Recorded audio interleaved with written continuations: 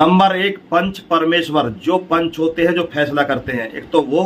Number दो, जो भंडारा करते हैं या भंडारे का भोजन बांटते हैं। नंबर तीन, मंदिर का पुजारी या पंडित। ये तीन व्यक्ति जीवन भर पाप कमाते हैं और इनको ये नहीं पता होता है कि हम क्या पाप कमा रहे हैं। जानिए कैसे। जो पंच परमेश्वर होते हैं, पांच व्यक्ति भगवान के समान माने जाते हैं। जो भी ये फैसला कर देते हैं वही समाज को मानना पड़ता है। इसलिए इन्हें पंच परमेश्वर भगवान मानकर इनकी बातों पर विश्वास किया जाता है, इनके फैसले पर अमल किया जाता है। लेकिन ये क्या कर रहे हैं, दबंग व्यक्ति कोई पाप कर देता है या कोई अपने परिवार का कोई व्यक्ति गलत कर देता है तो उसे तो बचा लेते हैं, और जो निर्दोष होता है उसे गलत ठहरा देते हैं, उसे दोषी बनाकर फैसला गलत कर देते हैं। तो आज के पंच परमेश्वर सबसे बड़ा पाप ये कमा रहे हैं, क्योंकि ये सच को सच और झूठ को झूठ नहीं कहते हैं। ये झूठ को सच कहते हैं और सच को झूठ कहते हैं। इसलिए ये हर जगह हर दिन आज के युग में पाप कमा रहे हैं, पंच परमेश्वर। नंबर दो, जो व्यक्ति भंडारा कर रहा है या भंडारे का भोजन परोस रहा है, वो क्या करते हैं। आप खाना खिला रहे हैं तो सबसे पहले तो वो क्या करेंगे, भंडारे का भोजन उनके लिए होता है जिनको भोजन की जरूरत होती है।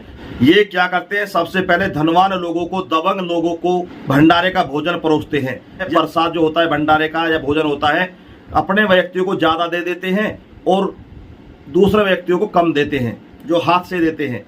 ये आपने देखा होगा, हर व्यक्ति के जो भी प्रसाद बांटता है या भंडारा करता है या खाना परोसता है, वो ज्यादातर उसके मन में यही विचार आते हैं कि जो अपना होता है उसे एक से डबल देते हैं, कई बार पूछते हैं। जो उनके लिए अनजान होता है, पराया होता है, उसे थोड़ा सा देते हैं, मुट्ठी में कम प्रसाद लेते हैं या कम परोसते हैं। तो ये सबसे बड़ा पाप है, क्योंकि भगवान के दरबार में या दान पुण्य के कार्य में कभी भी अपना या पराया कोई भी पक्षपात नहीं करना चाहिए।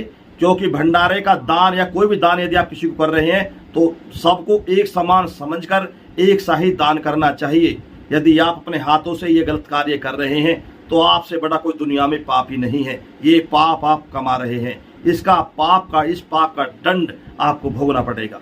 नंबर तीन, जो मंदिर का पुजारी होता है वो क्या करता है, जो गरीब लोग होते हैं उनको मंदिर में नहीं बढ़ने देता है, बाहर से बाहर भेज देता है। जो बड़े लोग होते हैं उनको अंदर प्रवेश किया जाता है, जिससे उनको दर्शन कराए जाते हैं, क्योंकि वो ज्यादा दक्षिणा देते हैं बड़े लोग, और या उनसे डरते हैं, दबंग होते हैं उनसे डरते हैं। लेकिन जो गरीब आदमी होते हैं, जो श्रद्धा भाव से आते हैं, जो छोटी दक्षिणा थोड़ा प्रसाद लेकर आते हैं, उनको ये पुजारी पूछते नहीं है, चाहे पुजारी हो या पंडित हो। मैं सबके इन दोनों के लिए कह रहा हूँ, अगर आप ये कर रहे हैं तो ये भी पाप है। भगवान के दरबार में रहकर भगवान की पूजा करके ही और भगवान के सामने ही आप ये पाप कर रहे हैं, तो पाप का भागीदार कौन होगा।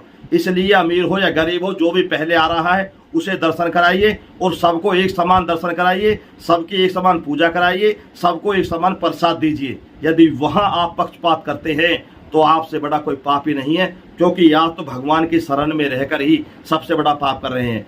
आप तो जो मंदिर के पुजारी पंडित होते हैं, ये तो पंच परमेश्वर से भी और भंडारे दया दान करने वालों से भी ज्यादा बड़े पापी होते हैं, क्योंकि ये तो भगवान की शरण में बैठकर ही पाप करते हैं।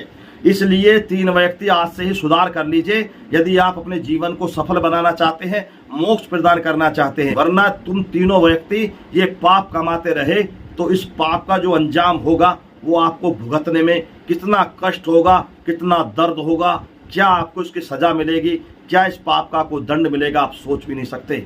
यदि आप ये गलत कर रहे हैं तो सुधार करिए।